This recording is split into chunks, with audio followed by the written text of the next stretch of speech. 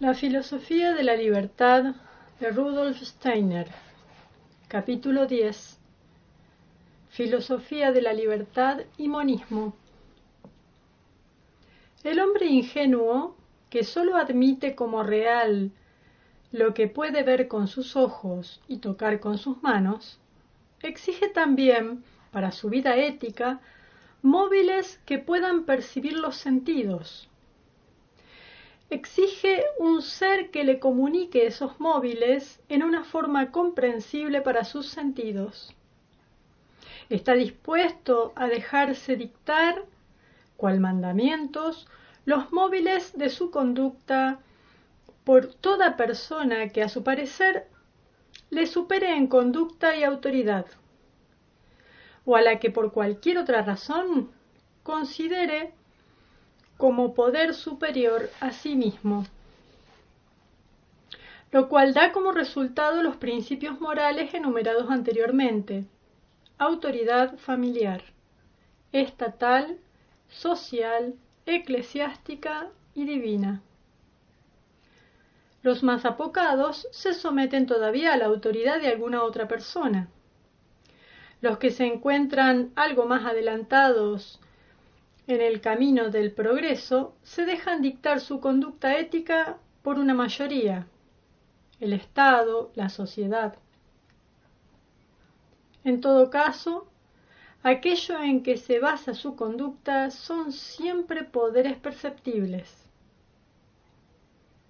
Finalmente, quien llega a la convicción de que estas autoridades son al fin y al cabo hombres tan débiles como él, busca refugio en un poder superior, en un ser divino, pero al cual atribuye propiedades perceptibles para los sentidos.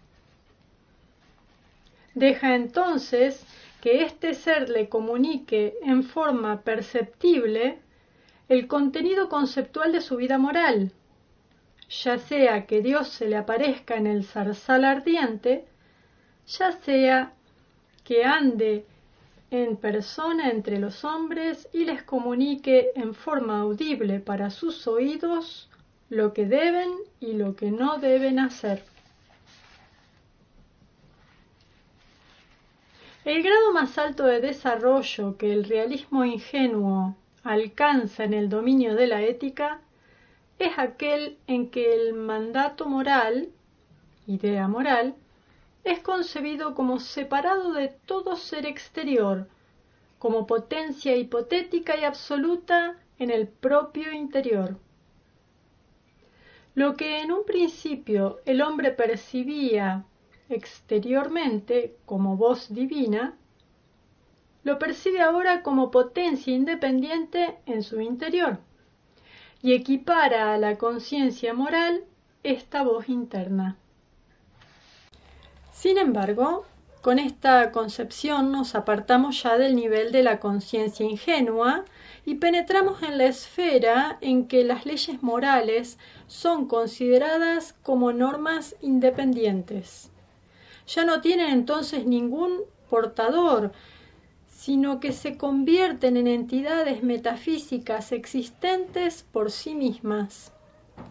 Se parecen a las fuerzas visibles e invisibles del realismo metafísico, el cual no busca la realidad a través de la participación de la entidad humana en dicha realidad mediante el pensar, sino que añade hipotéticamente esas fuerzas a los hechos de la experiencia.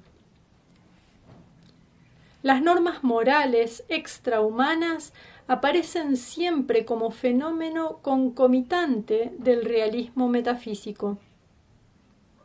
También éste se ve precisado a buscar el origen de la moral en la esfera de la realidad extrahumana.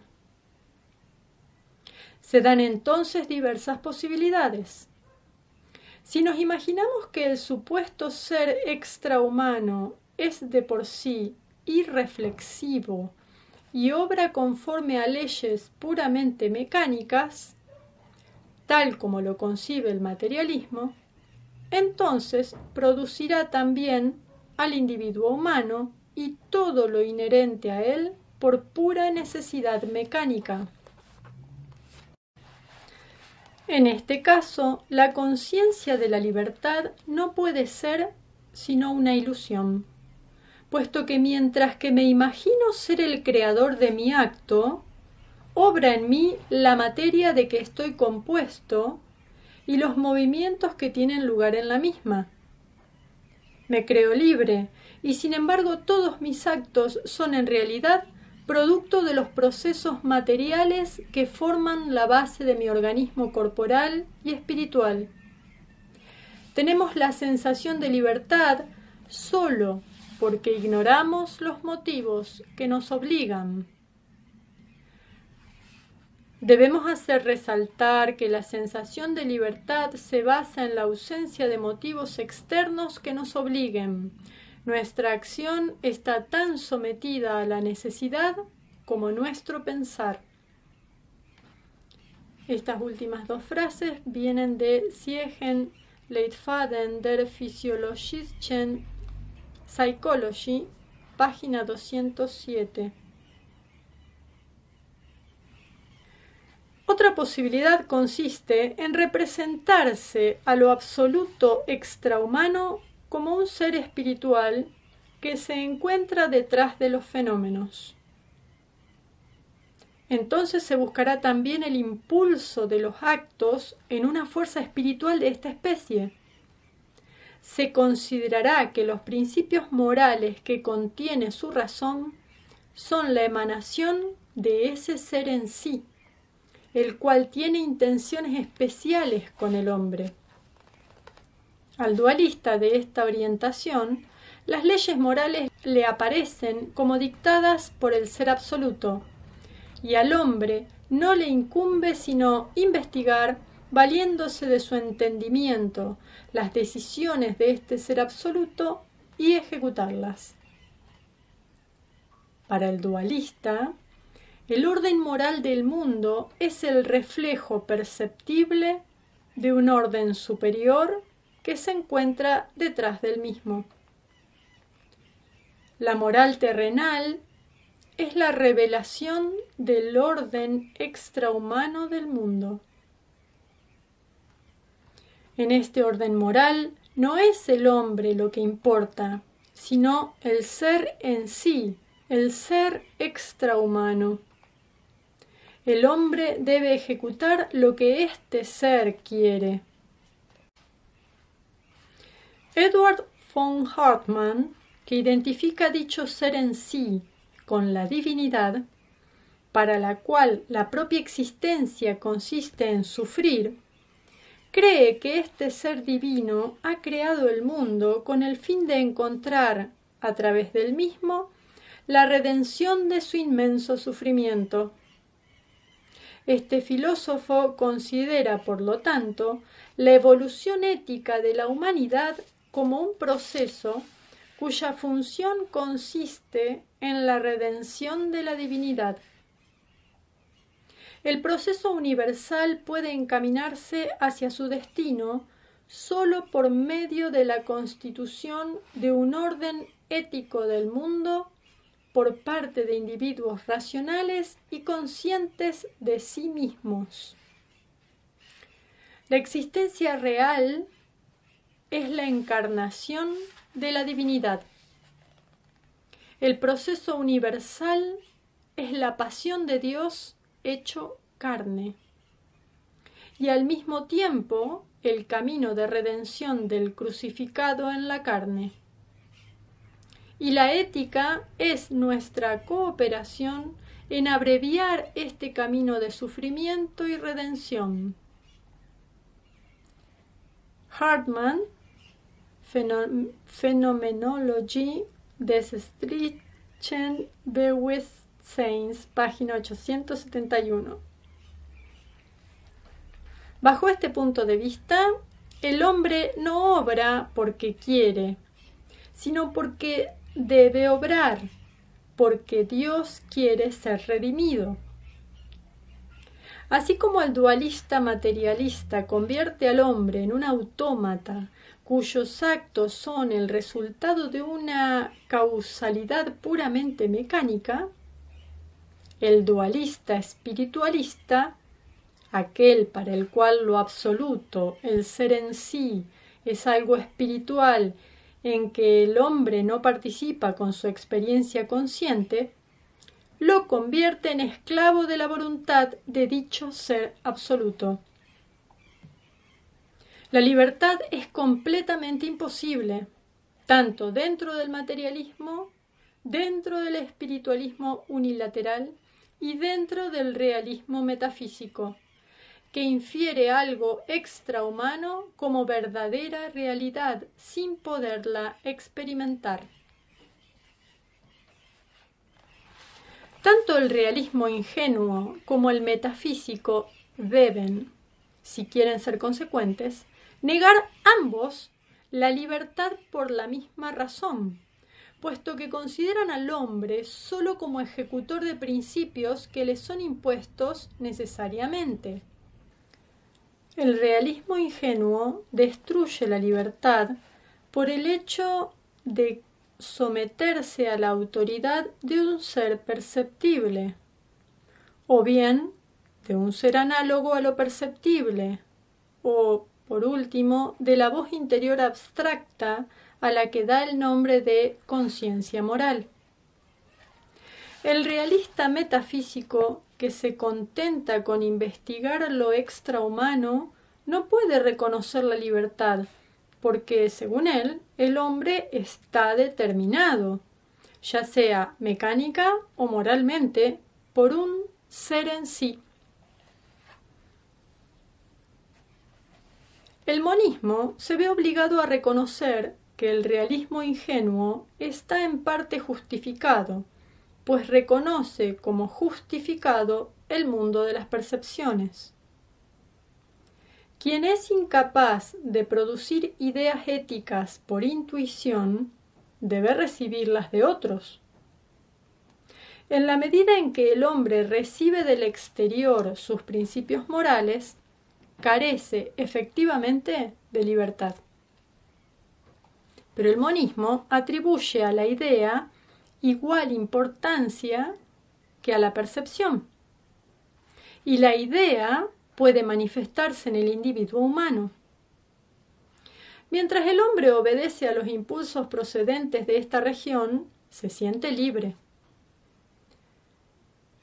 Pero el monismo niega toda justificación a la metafísica meramente inductiva y, por tanto, también a los impulsos del obrar procedentes del llamado ser en sí. Según el punto de vista monista, no son libres los actos que el hombre ejecuta obedeciendo a una presión exterior perceptible, y puede obrar libremente si se obedece únicamente a sí mismo. El monismo no puede reconocer ninguna presión inconsciente que se esconda detrás de la percepción y el concepto.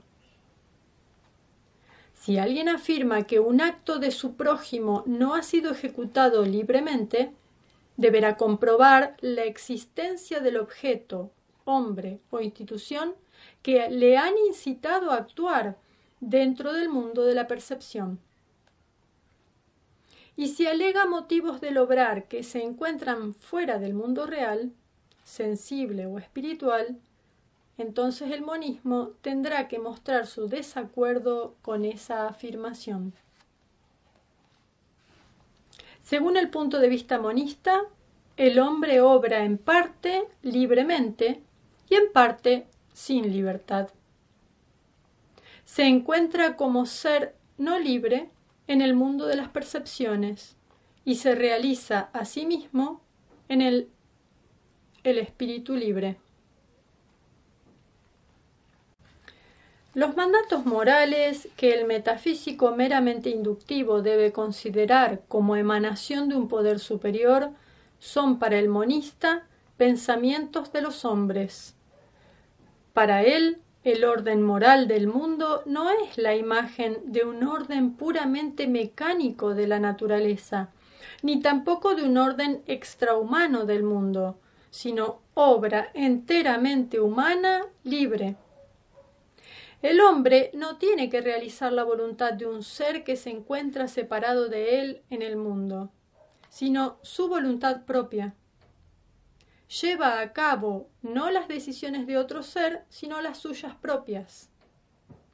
Detrás del hombre que obra, el monista no ve los fines de un gobierno cósmico que le es desconocido, sino que los hombres, por cuanto realizan ideas intuitivas, persiguen solo sus fines propios, es decir, sus objetivos humanos.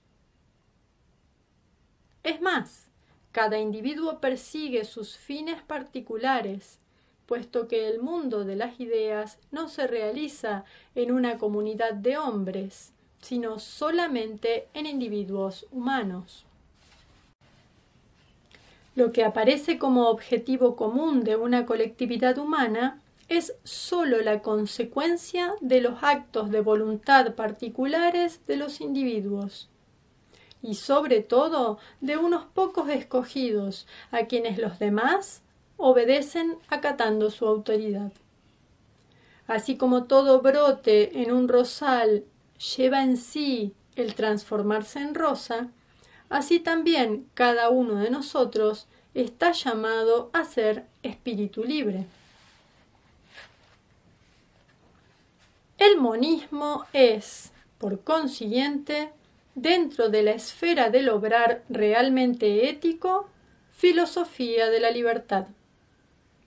Y por el hecho de ser filosofía de la realidad, rechaza las irreales restricciones metafísicas del espíritu libre, así como reconoce las limitaciones físicas e históricas, ingenuos reales, del hombre ingenuo.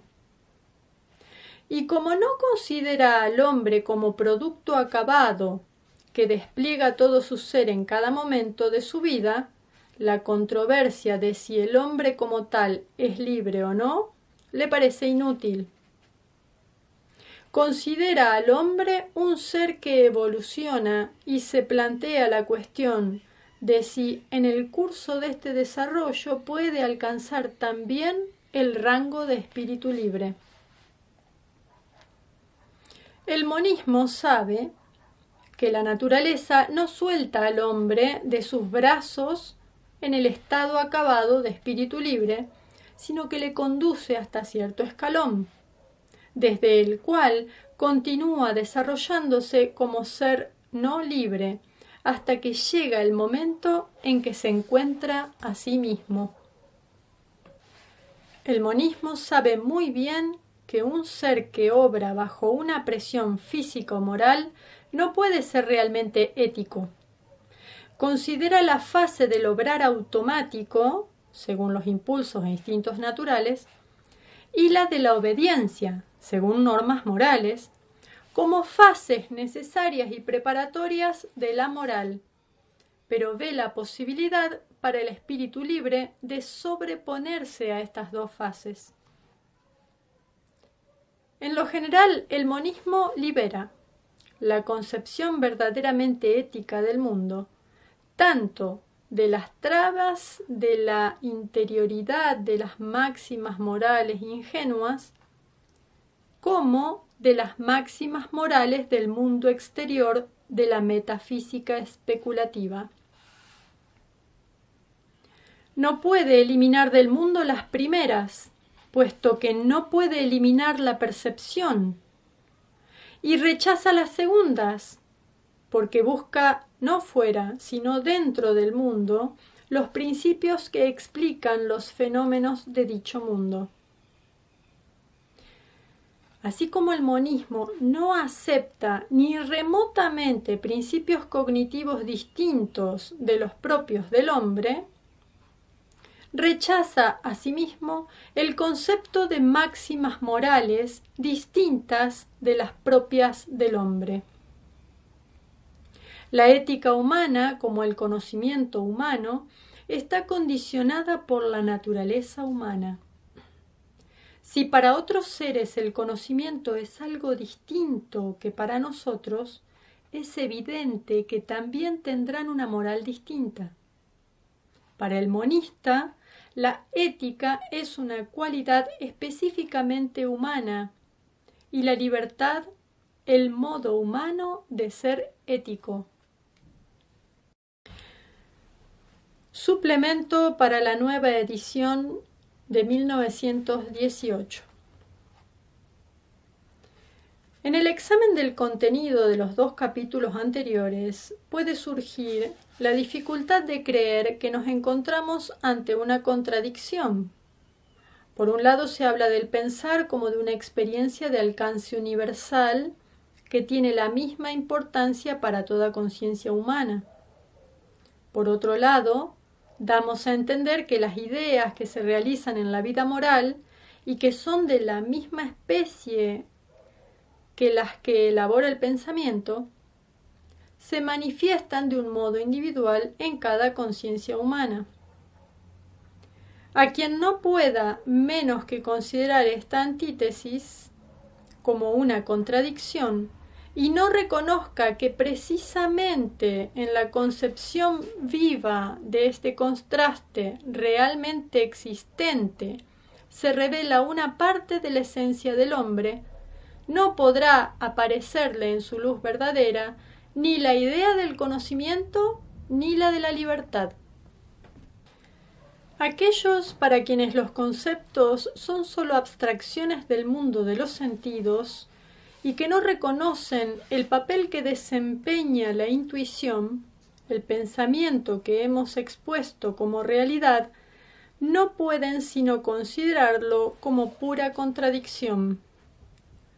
Pero quien se da cuenta de que las ideas son vividas intuitivamente como algo esencial que se basa en sí mismo, ve claramente que el hombre, en el acto de conocer, penetra y vive en el mundo de las ideas como en algo que es idéntico para todos los hombres. Mientras que al extraer las intuiciones de ese mundo de las ideas, para realizar sus actos de voluntad, individualiza un miembro del mundo de las ideas mediante la misma actividad que desarrollaba como actividad universal humana en el proceso espiritual e ideal del conocimiento. La aparente contradicción lógica, el carácter universal de las ideas cognitivas y el carácter individual de las ideas éticas se convierte precisamente, si se observa en su realidad, en un concepto viviente. Caracteriza un rasgo característico de la entidad humana que lo que en el hombre se capta intuitivamente oscila como un péndulo viviente entre el conocimiento de validez universal y la experiencia individual de este elemento universal. Quien sea capaz de percibir una de esas oscilaciones en su realidad, considerará el pensar como actividad humana puramente subjetiva. Quien no pueda comprender la otra faceta de la oscilación, creerá que con la actividad pensante el ser humano pierde toda vida individual. Para el primero, el conocimiento es un hecho ininteligible. Para el segundo, lo es la vida ética. Ambos recurrirán, para explicar el conocimiento o la vida ética, respectivamente, a toda clase de representaciones, todas inadecuadas, puesto que o no comprenden el hecho de vivir el pensar, o lo interpretan erróneamente como una mera actividad de abstracción. Segundo suplemento para la nueva edición de 1918. En la página 164 se habla del materialismo. No se me escapa que a ciertos filósofos como Siegen, mencionado más arriba, que en ningún modo quieren pasar por materialistas, se les debe, sin embargo, considerar como tales si se adopta el punto de vista expuesto en este libro. No se trata de que alguien afirme que no es materialista porque para él el mundo no se limita a la existencia material, sino que se trata de si desarrolla conceptos que son aplicables solamente a la existencia material. Quien afirma que nuestra acción está determinada por la necesidad, como nuestro pensar, se sirve de un concepto que solo es aplicable a procesos materiales, pero en ningún modo a la acción ni al ser. Y si tuviera que llevar su concepto a sus últimas consecuencias, tendría que pensar en forma materialista. Si no lo hace, es solo a causa de la inconsecuencia que tan a menudo resulta del pensar que no se lleva hasta sus últimas secuelas. Hoy día se oye a menudo afirmar de que ya se acabó con el materialismo del siglo XIX. Lo que ocurre en realidad es que la mayoría de las veces no nos damos cuenta de que solo elaboramos ideas aplicables al mundo material. Así es como se disfraza actualmente el materialismo, mientras que en la segunda mitad del siglo XIX se ostentaba abiertamente. Para cualquier concepción que conciba el mundo espiritualmente, el materialismo encubierto de la actualidad no es menos intolerante que el declarado del siglo XIX, solo que engaña a muchos que creen deber rechazar una concepción del mundo que tiene en cuenta lo espiritual por la única razón que las ciencias naturales han abandonado el materialismo desde hace tiempo. Rudolf Steiner.